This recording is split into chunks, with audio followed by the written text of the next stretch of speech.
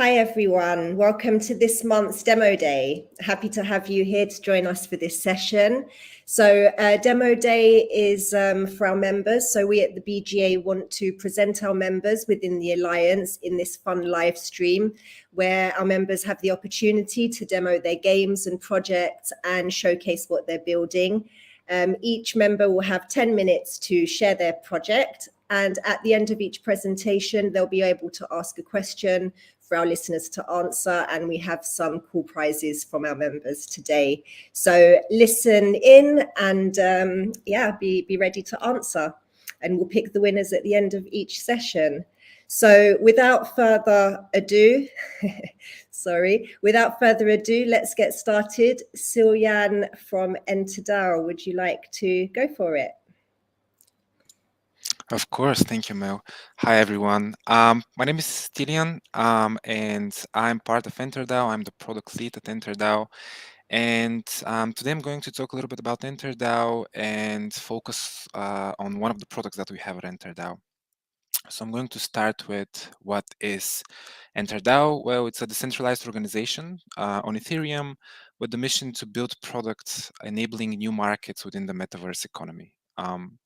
Enterdao was founded near the end of 2021 and is backed by some amazing funds and angels like Delphi Digital, Fourth Revolution Capital, Kieran Warwick, Mark Yusko, and many, many others. Enterdao has shipped two products that are currently live, and the first one is called Metaporto. Jumping in Metaporto, it's a desktop application unifying the experience of finding and entering various Web3 games and also finding game-related events. It's for both Mac and PC, and you can see them in the Windows version. Here you can see how events loaded into the application and games as well. Basically, you can think of Metaporto as Steam, but for Web3 games.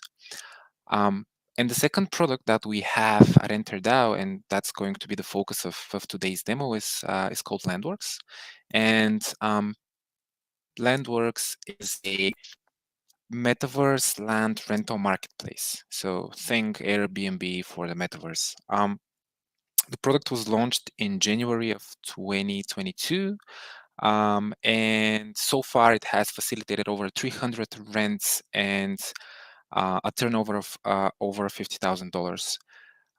The marketplace supports Decentralized, the official renting partner of Voxels, or previously known as Crypto Voxels. Protocol has been audited 3 times ever since the launch, and basically it's an open marketplace. So anyone can rent land, and anyone owning land can list it for rent. As I said previously, the focus will be Landworks and the latest feature that we shipped to the product. So last year, we were diving deep into the transactions associated with Landworks and realized that it takes some time for each of the lands we have on the platform to get rented.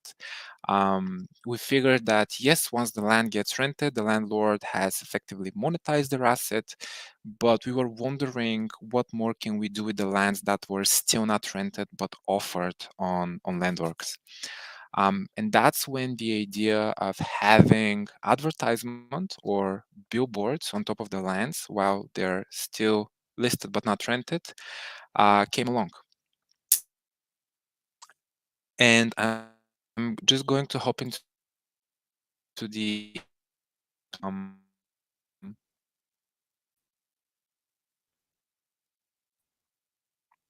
and I will be able to deploy and remove billboards within a couple of minutes, thus giving us the option to create a process around that. So I'm just going to, currently I'm in the application, you can see here are available properties that we have. This is on mainnet. I'm just very quickly going to jump to testnet and go through the process of listing a land for rent on Landworks. So switching back to testnet, clicking on the List Now button opens up the available lands that I have in my wallet. So in this case, we have a Decentraland land in my wallet, which I'm going to list for rent. I'm selecting it. I'm specifying the period for which the land is going to get rented. So this is the minimum period, the maximum period, and we have a max rent queue, which is more or less how many rents I can accumulate to my land. This is to prevent for, I don't know, 5 years worth of renting to be accumulated on the land itself. So we're going to go for 6 months here, and going with just a price of $13 per day, and we can have USDC as well here as currency. And basically, the next step is the advertisement that I was referring to. So of course, anyone can choose whether or not they want to have advertisement on top of their land until it gets rented. Just to bear in mind, this doesn't deprive the landowner of the rent that they will receive when someone rents the land. It's rather just an additional layer of monetization. Something else I want to add here, one of the concerns we had was the quality of the ads that were going to be displayed on the billboard. And we addressed this by partnering with Precision X, and that's why you see here Precision X on the image of this model. Precision X are a metaverse advertisement agency which are deeply rooted into the advertising industry, and their network expands to AAA brands and agencies. So we more or less mitigated that risk by partnering with Precision X. Also here on the right hand, you can see a little bit of a description. So basically how the monetization works is that each unique view of this billboard amounts to 0.025 USDC or 0.05 if you own a Sharded Mind NFT. And Sharded Mind NFTs are EnterDAO's NFT collection, very amazing artwork. So if you hold one of the EnterDAO NFTs, your reward per unique view is essentially doubled. So yeah, by clicking next step, I would need to sign MK that I approve advertising to be shown or billboards to be shown on my land. I sign this, and the last step is to confirm the listing that I'm going to list. So just making sure that the rent period is right, the price is right, and the fact that I'm going to have a billboard on top of it. I'm going to confirm the listing. We wait for the transaction to be. I'm going to quickly jump into it. Probably it's a little bit congested now, but anyway, this is the process here where we list the land in Landworks. I'm just going to show how the advert. This is a live billboard on top of a land which is offered in Landworks. So this is how the billboard works. At the moment, it doesn't show advertising, just for the purpose of this demo. So this is how it actually works in the Decentraland and how it actually looks in the Decentraland. Going back to the application, renting works very easy in Landworks as well. Select the land that you like, click rent now, select the period that you want to rent it for.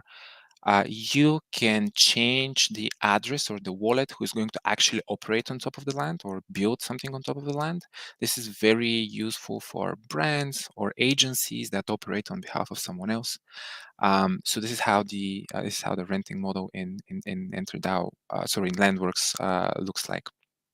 Just for the sake of time, I'm not going to go through that, the other thing that I just want to show you is how you can claim rewards as a landowner. So I'm going to switch to my landowner wallet. I'm going to click to my properties, and you can see that I have some pending rewards here.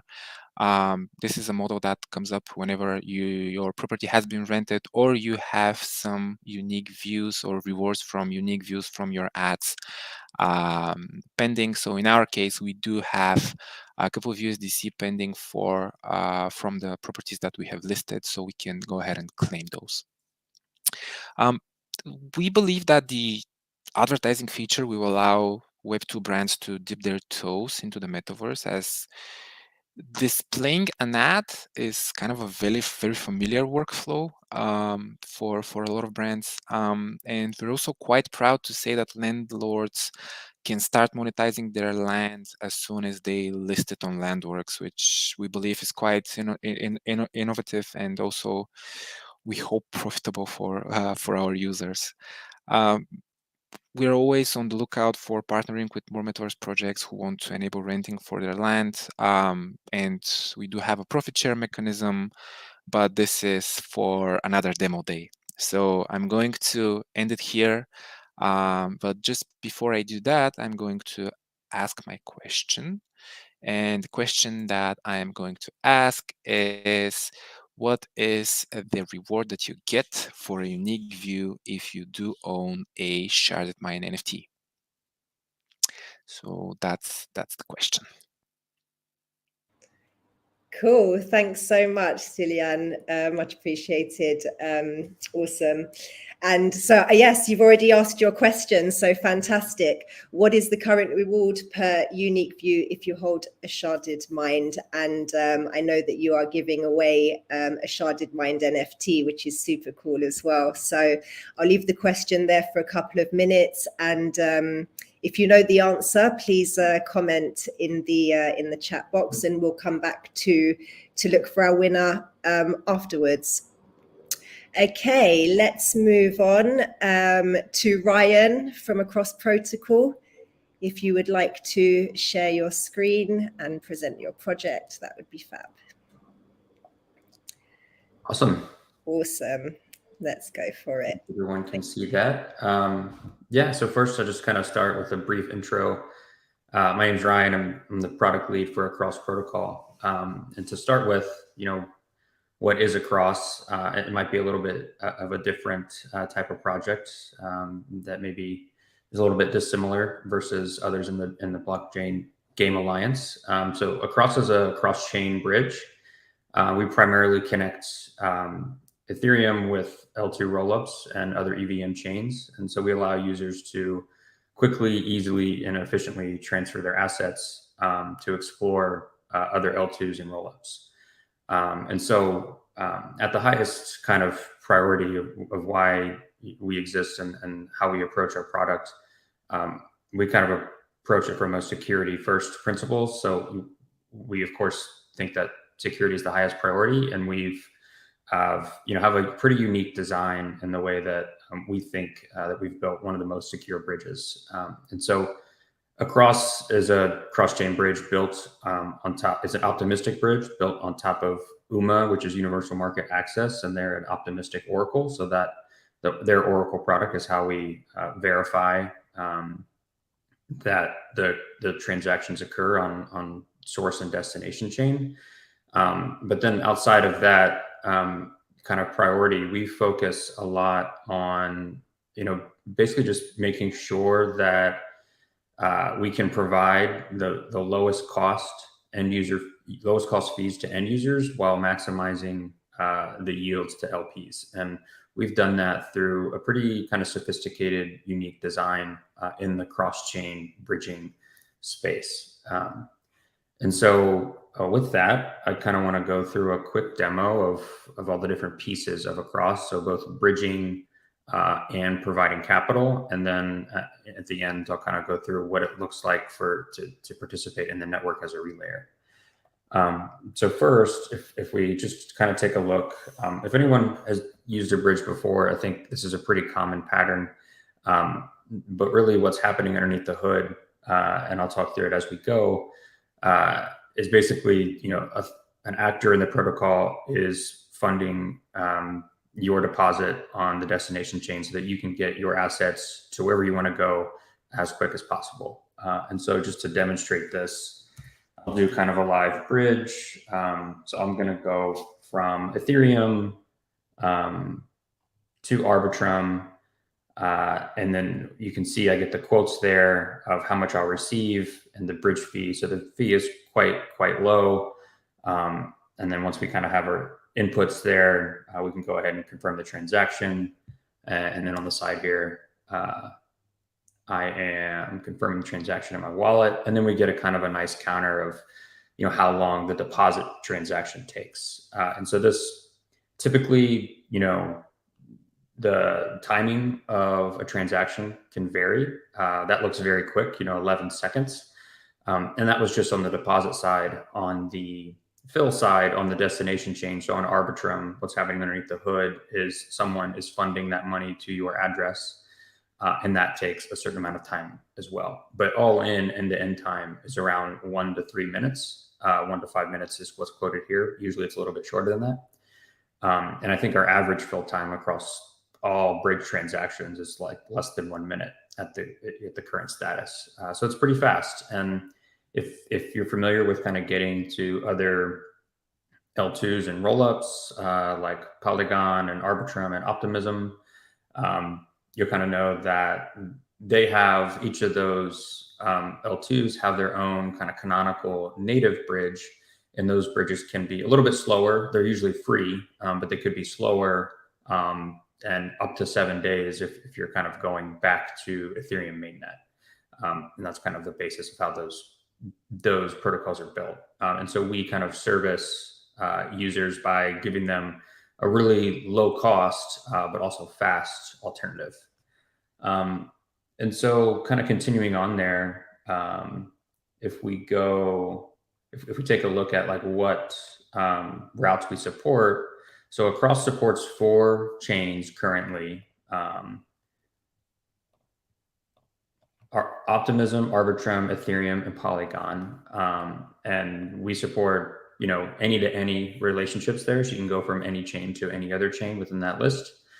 And then also we're kind of aggressively adding more chains in the future. And so we're targeting kind of the newer rollups and also all EVM L1s here in the next, few months. And those that we're targeting are going to be ZK Sync, Base, Avalanche, and then BNB Chain. And so be on the lookout for when Across kind of supports those, and we allow our users to get to even more ecosystems than we currently support. And then kind of continuing on here, I wanted to take a second to just kind of look at, a competitor comparison. And one of the, we know that bridging is a really competitive space. There's a lot of bridges out there, Cross isn't the only one. And we've seen that, there is kind of a entrant into the space that aggregates all the quotes together, all the bridges together, and provides the best quote to the end user. This is much like a DEX aggregator, like OneInch or others. Whereas I think initially kind of in that DEX space, you might go to Uniswap, and then, as things progressed, we would go to an aggregator to find the best price for the user. And so we think that's really important, and we think that's a good transition for the user experience. We want users to get the best price as well. And just to demonstrate kind of how we Across performs in those, kind of looking at a similar route, Ethereum to Arbitrum, we focus a lot on making sure that we can provide the lowest cost experience to our users. And we tend to kind of win that in aggregators because of that, unique design that I talked about earlier. And so if we look at competitors, within the same kind of realm of speed, we do tend to kind of win on fees, kind of because of the efficiency that we focus on. And then going back to the application. So we've talked a little bit about the end user experience of bridging. And that's one type of user in the protocol, just, a user trying to get from one blockchain to another blockchain. But there's a whole other side to it, which is to do this, to front for users to be able to get their assets quickly on another chain. We do need capital inside the protocol to allow that transfer value to occur. And the way we do that is very similar to any other DeFi protocol. It's with liquidity providers. And we've got a pretty unique liquidity providing design. So on a lot of other bridge solutions, there will be LP pools on each destination. So there'll be an LP pool on mainnet, on Optimism, Arbitrum, et cetera.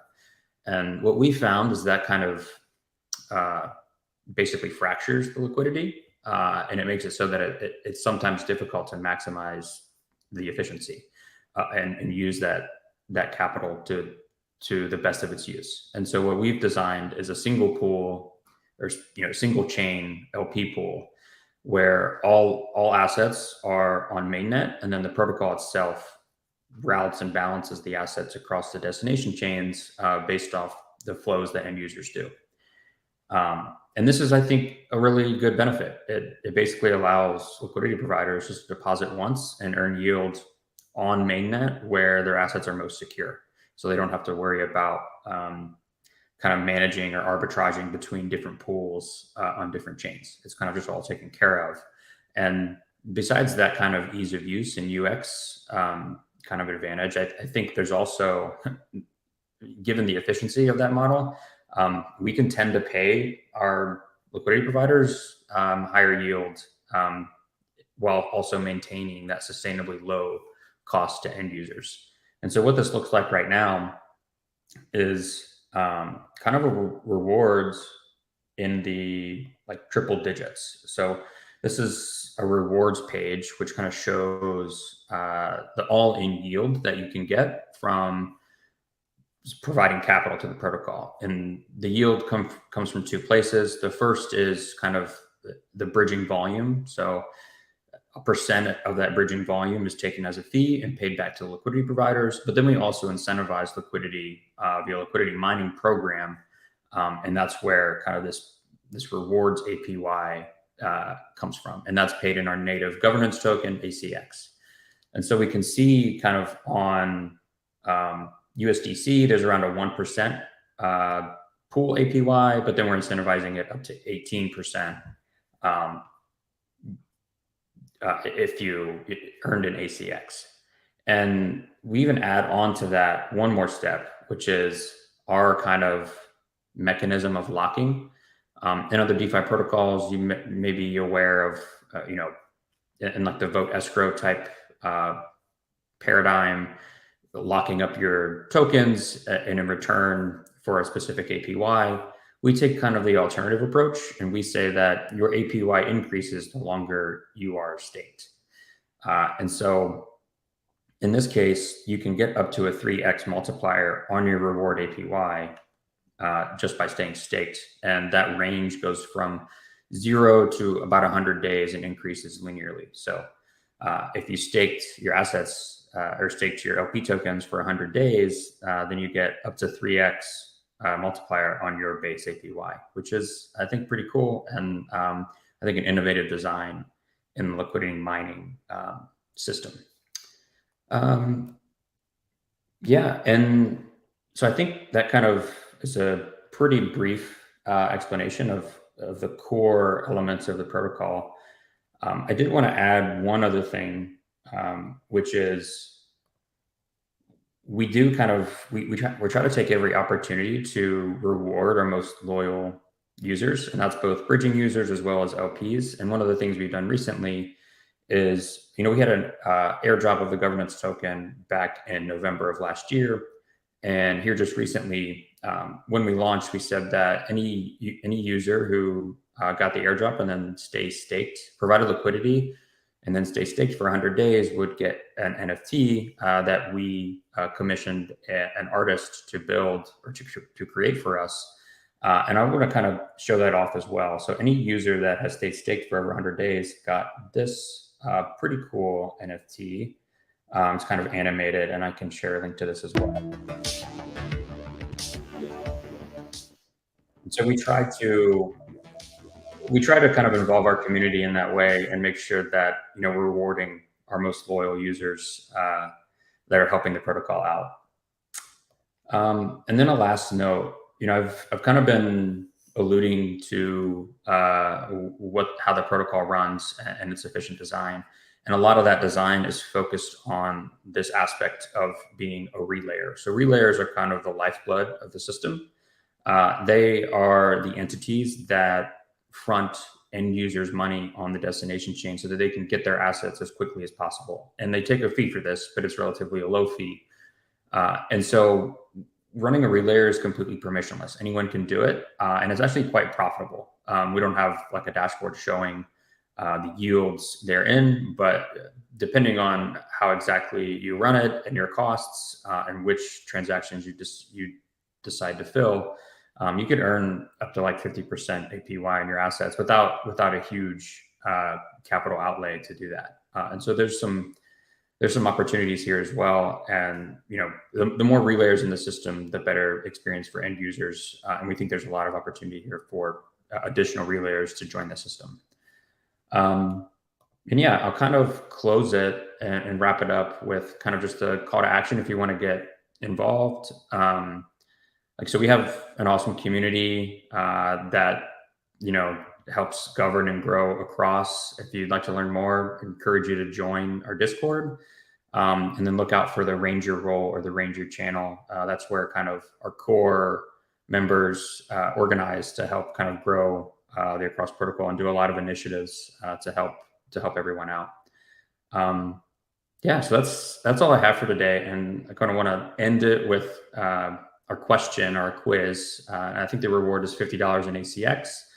And so I think that question is, which chains does Across connect to now, and which chains will we deploy to in the near future? Great, thanks a lot for sharing your project, and really cool to see what can be done with Across, and thank you for presenting and giving your questions. So yes, what chains does Across connect to, and which chains will Across soon deploy to? So I'll leave the question there for a little while for people to be able to have a chance to answer.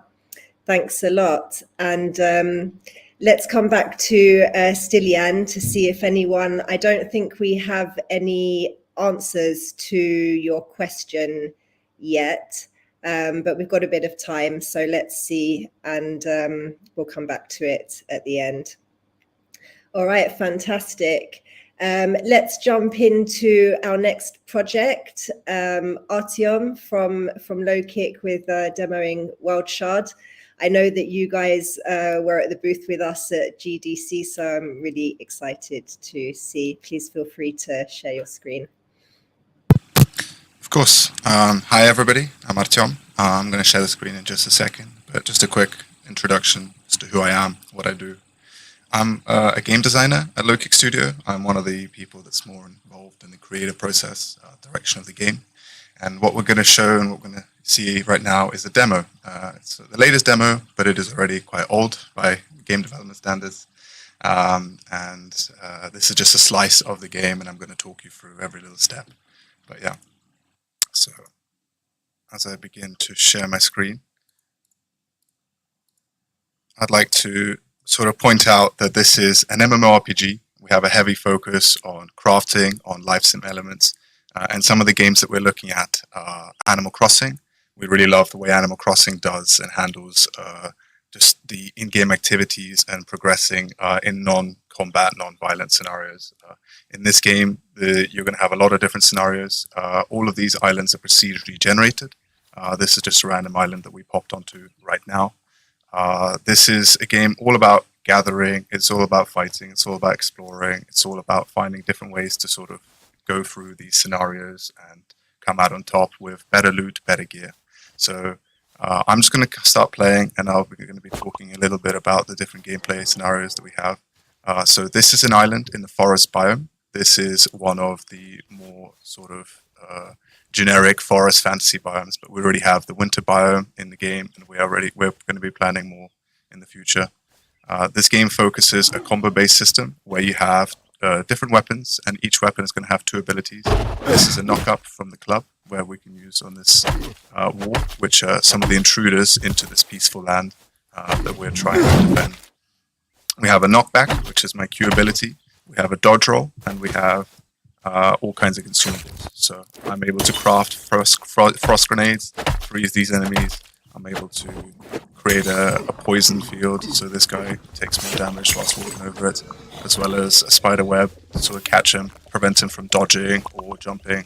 There's all kinds of enemies that like to do acrobatic moves and so on. So we have a fully functioning crafting system already in the demo, where you're able to sort of convert some of the resources you gather on adventures into useful ways to problem solve, because some of the enemies are quite challenging and they're designed to be this way, but no problem can't be overcome with a little bit of crafting and a little bit of cunning. So one of the games that we're very heavily looking at is Genshin Impact. We really love the way that Genshin Impact fills this open world with just anything to do across any distances. You can't go a minute without finding some sort of interactive content, and this is similar here. This is a random preset. We have many different ways, when we generate an island, these presets can get switched out. They can be jumping puzzles. This is a shooting puzzle. One of these target marks is incorrect, and we're just going to have to sort of start shooting and figure out whether or not we got it right. I got it right the first time. That was quite lucky of me. But in case you do get it wrong, it's not a problem. You can start it again. We're trying to have interactive content take no longer than a minute, at maximum 2. We want you to quickly be able to solve a puzzle. There can be multiple solutions, and a chest will spawn, like in Genshin. You will be able to get some equipment, crafting material, and move on. Another thing that I have to sort of mention is that this is a completely level-less progression system. Albion Online is a phenomenal reference for this, because Albion has a lot of focus on player progression through crafting, and you are what you wear is what they dub it, sort of class-based system. We're going for a very similar approach. One of the things that we picked up from this chest is a purple or epic crafting resource, which we'll then be able to convert to items and equipment that will define our class and our playstyle. But you don't level up your character, you extract materials by generating an endless amount of content, which is where the procedural generation comes in order to create specific weapons for you. So we've been running around with the club, and I've already explained some of the abilities that the club has, which is the powerful swing and the wound up launch. But if we're going to go on to these uncommon claws that I crafted just before I sort of started sharing my screen, there will be different combos, and I'm going to show you how more powerful weapons in different sort of combat scenarios can change the gameplay. So one of the combos that we have here is a slide, which allows me to slide underneath and knock up this brute up in the air. And the other ability that I have is actually the 5-hit combo, or the 5-hit flurry. And some of the games that we're looking at actually feature all kinds of interaction between abilities, and that's something that we're positioning to have as well. So if I'm quick enough to pull this off, I can tackle them up and then turn around and then use the combo to sort of keep them juggled and launched in the air. Unfortunately, this time it didn't work out, but I'm going to give it another go. So I'm going to interrupt his attack here, and successfully juggle. So we have different tier-based islands, and when you generate, you basically have a portal-based system, which allows you to put in some resources. Once again, resource that you'll find when you're out adventuring, and this will be able to weight the different things you will appear on the island. So in case you're farming for wood or metal, because you want to be able to craft the next sword or the next sort of wooden shield, or maybe you're just building a base, you'll be able to sort of generate an island that's more suited and more geared towards that. Another thing that generating islands does is allows us to have different tier-based enemies, which will become much more difficult and will require for you to have better equipment, which is what the entire point of this crafting system, progression level system is. You will not be able to, you can generate an island, which is a high tier, but you won't be able to clear it unless your equipment is as good as the island's enemies, But that's fine, because we're also, as you can imagine, having a little bit of immersive sim elements. So let's say, for example, I am unable to fight this warg. I don't have to. I can trick him, I can slow him down, and quickly go over here, dig up the treasure, and run away by traveling to another island. I don't need to fight people if I don't want to. We also already have a fully functioning stealth system. And in the future, it's not in this demo right now. Oh god, I fell through the rocks. Unfortunately, jumping between islands can get a little tricky, and I'm not the best person to solving jumping puzzles. But we do have some people in our studio which really just scale these different islands very quickly. So yes, the stealth system, we have all kinds of different things. You can press C to enter stealth mode. You can chuck rocks to distract enemies, allowing you to creep up on them and knock them out by using actually a crystal that's wedged into your hand.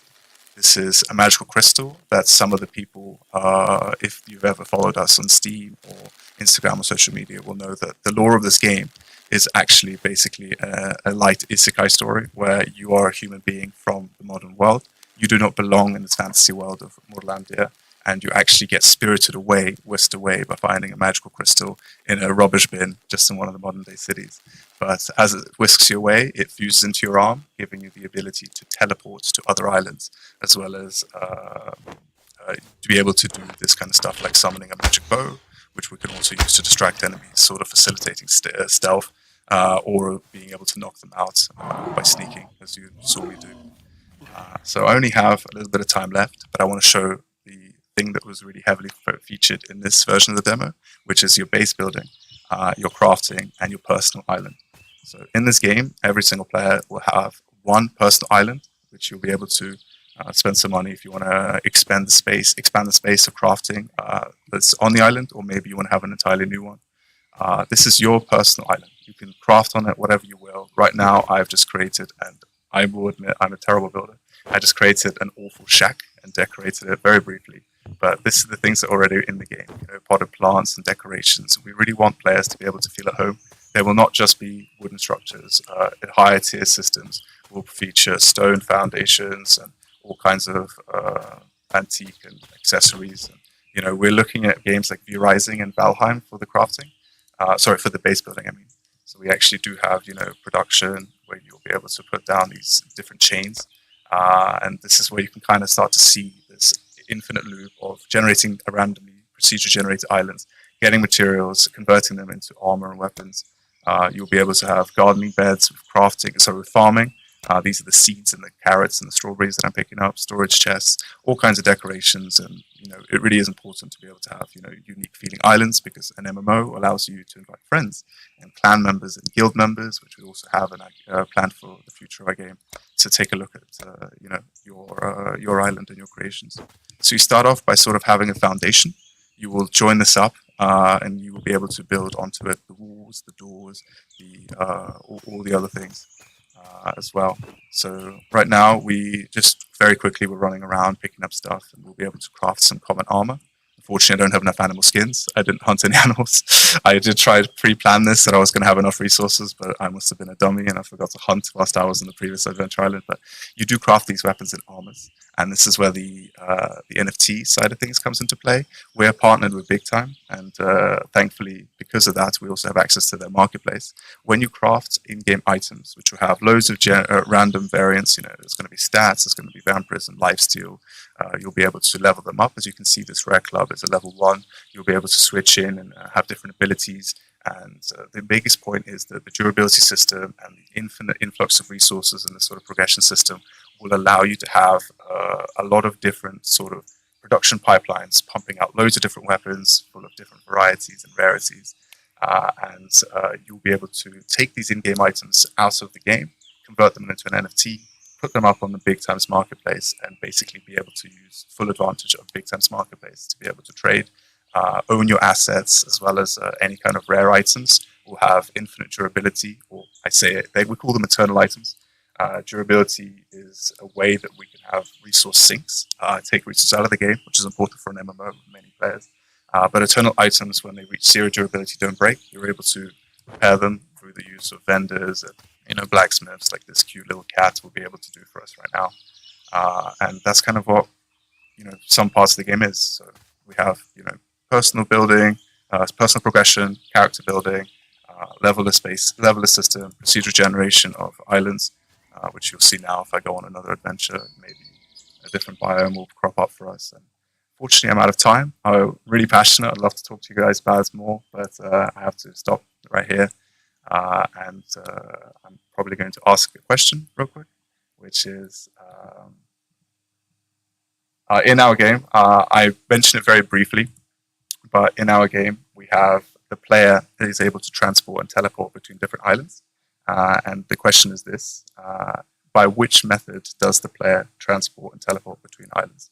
How is he able to do that? And how is he able to travel this world? So that's my question. Thank you so much, Mel, and thank you so much for giving me your attention. Thank you so much for presenting. Great. So we have the question here on our screen, and we can give people a few moments to answer. Fantastic. Ryan, let's come back to you. I think I see some comments. Have you seen the right answer here, and would you like to choose a winner? Sorry, I'm just looking at it now. Yeah, no props. We've got a few answers here.